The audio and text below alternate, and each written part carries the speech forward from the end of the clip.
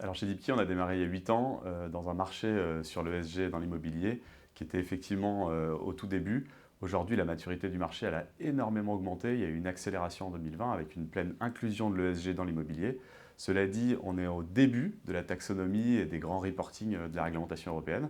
Et donc, elle est quand même encore en train de se poser. Et donc, je pense qu'on aura une discussion d'ici 1 ou 2 ans de maturité bien plus avancée qu'elle ne l'est aujourd'hui.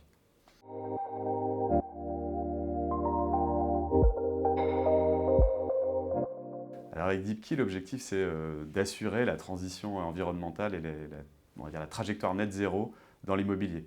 Et donc cette levée de 150 millions, elle vient à un moment où le marché est prêt à accélérer sur cette trajectoire net zéro.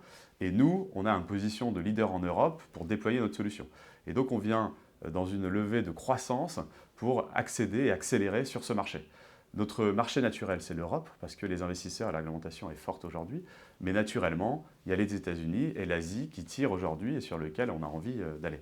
La deuxième chose qu'on va faire avec cet argent, c'est la consolidation. Aujourd'hui, les acteurs, il y a eu beaucoup de petits acteurs qui sont construits.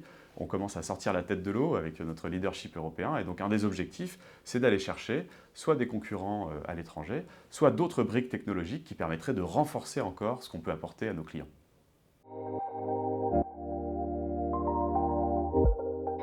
Oui, un langage commun est évidemment indispensable et ce dont on parlait sur la maturité vient le renforcer. C'est-à-dire que plus le marché va être mature et plus on va avoir besoin de parler la même langue, la réglementation va aider là-dedans. C'est-à-dire qu'aujourd'hui, une trajectoire net zéro, ça y est, c'est à peu près stable, on commence à savoir à peu près ce que ça veut dire.